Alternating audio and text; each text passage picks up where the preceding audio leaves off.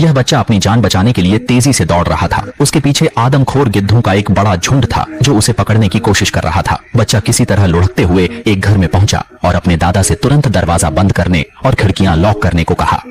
लेकिन जैसे ही उसे चैन मिला, उसने देखा कि ये बड़े पुराने गिद्ध पहले ही उसके घर के पिछवाड़े में आ गए थे। वे खिड़कियों और दरवाजों पर हमला कर रहे थे, जिससे पूरे गांव में अफरा तफरी मच गई। डरे हुए लोग जल्दी से कंबल और पुआल लेकर दरवाजों और खिड़कियों को बंद करने लगे। एक आदमी जो बाहर था, थोड़ी सी चूक में गिद्धों द्वारा बुरी तरह घायल हो गया। गाँव वाले उसे बचाना चाहते थे, लेकिन गिद्धों की हिंसकता ने उन्हें रोक दिया। सभी घबराए हुए थे। तभी किसी ने सुना कि युनचेंग में एक प्रसिद्ध पक्षी पकड़ने वाले डोंग का परिवार है, जो किसी भी प्रकार के पक्षी को पकड़ सकता है, चाहे वह शाही पक्षी हो या शिकारी बाज।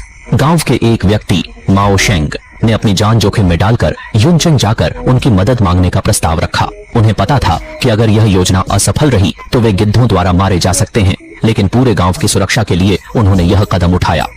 माओ शेंग ने जैसे ही यात्रा शुरू की, गिद्धों के झुंड ने उन्हें नोटिस कर लिया और उनका घोड़ा डर के मारे बेकाबू हो गया। लेकिन माओ शेंग ने उसे शांत किया और युनचेंग पहुंचकर जल्दी से डोंग के परिवार से मिले। लेकिन डोंग जियाशी उनके साथ जाने के लिए तैयार नहीं थे, क्योंकि वे गिद्धों के आदमखोर होने की बात पर यकीन नहीं करते थे। माओ शेंग ने उनसे कहा, क्या आप बेकार के पक्षियों को पकड़ने में लगे रहेंगे या इंसानों को बचाने के लिए कदम उठाएंगे? इसके बाद डोंग जियाशी को उनके साथ चलने के लिए सहमत किया।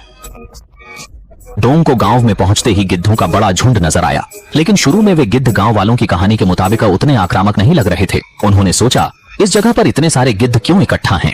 तभी अचानक गिद्ध हिंसक हो गए और उन्होंने एक ग्रामीण को घायल कर दिया। डोंग जियाशी ने इसका तुरंत संज्ञान लिया और समझ गए कि परेशानी गंभीर है।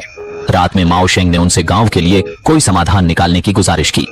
माओ शेंग ने अपनी बहन को तहखाने से खाना लाने को कहा, लेकिन जार खोलते ही वह हैरान रह गई, क्योंकि वह गिद्धों से भरा हुआ था। यह देखकर उसकी जोर से चीख निकल गई और वह लगभग बेहोश हो गई। उन्हें तुरंत स्थिति का अंदाजा हो गया, लेकिन मामला और भी गंभीर था।